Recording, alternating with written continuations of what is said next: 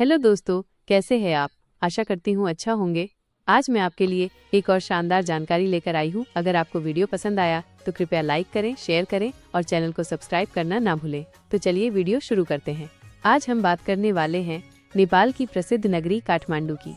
काठमांडू नेपाल का राजधानी शहर है जो राजसी हिमालय पर्वतों से घिरी घाटी में बसा है। यह इतिहास, संस्कृति और आध्यात्मिकता से समृद्ध शहर है जो हिंदू और बौद्ध दोनों परंपराओं के लिए एक केंद्र के रूप में कार्य करता है। समुद्र तल से 4,344 फीट 1,324 मीटर की ऊंचाई पर एक ऊंची घाटी में स्थित बागमती और विष्णुमती नदियों के संगम पर। ऐतिहासिक महत्व। काठमांडू दुनिया के सबसे पुराने लगातार बसे हुए स्थानों में से एक है, जिसका इतिहास दूसरी शताब्दी ईस्वी तक जाता है। इसे ऐतिहासिक रूप से नेपाल मंडल के रूप में जाना जाता था और यह नेवार लोगों के लिए एक महत्वपूर्ण सांस्कृतिक और राजनीतिक केंद्र रहा है। सांस्कृतिक मेलजोल। ये हिंदू और बौद्ध लोकाचार का एक अनूठा मिश्रण है जिसमें दोनों धर्मों के तीर्थ स्थल और मंदिर सामंजस्यपूर्ण रूप से सह अस्तित्व में हैं। किरात, जैन धर्म, इस्लाम और ईसाई धर्म जैसे अन्य धर्मों को भी अपनाया जाता है। यूनेस्को विश्व धरोहर स्थल। काठमांडू घाटी यूनेस्को विश्व धरोहर स्थल है जिसमें कई ऐतिहासिक स्मारक, मंदिर और तीर्थ स्थल हैं। इनमें से कई स्थल 2015 के भूकंप के दौरान क्षतिग्रस्त हो गए थे, लेकिन पुनर्निर्माण के प्रयास चल रहे हैं। मुख्य आकर्षण और करने के लिए चीजें। दरबार स्क्वायर। काठमांडू दरबार स्क्वायर पुराने शहर का दिल। यह ऐतिहासिक चौक कभी शाही राज्याभिषेक का स्थल था। इसमें महल, मंदिर और जटिल पारंपरिक निवारी वास्तुकला है। पशुपतिनाथ मंदिर। बागमती नदी के तट पर स्थित दुनिया के सबसे महत्वपूर्ण शिव मंदिरों में से एक। यह एक पवित्र हिंदू स्थल और दाह संस्कार का स्थान है। बौद्धनाथ स्तूप। दुनिया भर में सबसे बड़े बौद्ध स्तूपों में से एक और तिब्बती बौद्धों के लिए एक प्रमुख तीर्थ स्थल। हिमालय की पृष्ठभूमि के खिलाफ इसका विशाल सफेद गुंबद एक आश्चर्यजनक दृश्य है। स्वयंभूनाथ बंदर मंदिर। एक पहाड़ी की चोटी पर स्थित यह प्राचीन बौद्ध स्तूप काठमांडू के मनोरम दृश्य प्रस्तुत करता है। ये मंदिर के आसपास रहने वाले कई बंदरों के लिए जाना जाता है। सपनों का बगीचा। एक सुंदर नवशास्त्रीय उद्यान जो शहर की हलचल से शांतिपूर्ण पलायन प्रदान करता है।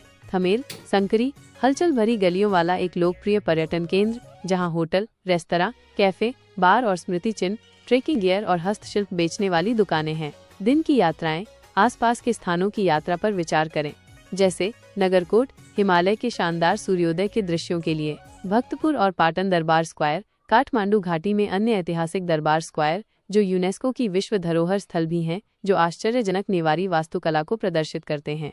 धुलीखेल। पहाड़ के दृश्य और लंबी पैदल यात्रा के अवसर प्रदान करने वाला एक आकर्षक शहर। लंगटोंग राष्ट्रीय उद्यान। ट्रेकिंग और हिमालय की प्राकृतिक सुंदरता का अनुभव करने के लिए। संस्कृति और कला। कला और शिल्प कौशल। काठमांडू घाटी अपनी जटिल लकड़ी की नक्काशी, धातु के काम, मिट्टी के बर्तनों और पारंपरिक थंका चित्रों के लिए प्रसिद्ध है। आपको मंदिरों, महलों और यहाँ तक कि पुरानी इमारतों की अलंकृत खिड़कियों पर भी बेहतरीन उदाहरण मिलेंगे। धार्मिक प्रतीकवाद। धार्मिक कला में अक्सर मातृ देवी और विभिन्न हिंदू और बौद्ध देवताओं के प्रतीकात्मक प्रतीक होते हैं। त्योहार। शहर पूरे साल जीवंत त्योहारों के साथ जीवंत रहता है, जो इसकी समृद्ध सांस्कृतिक विरासत की झलक पेश करता है। प्रमुख त्योहारों में दशैन, होली, बिस्किट जात्रा और दिवाली शामिल हैं। संगीत और नृत्य। पारंपरिक संगीत और नृत्य काठमांडू की संस्कृति का एक अभिन्न अंग है।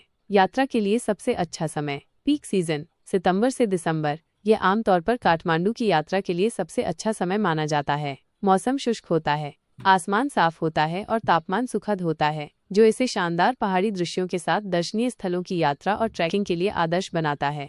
मध्यम मौसम। मार्च, अप्रैल, मई।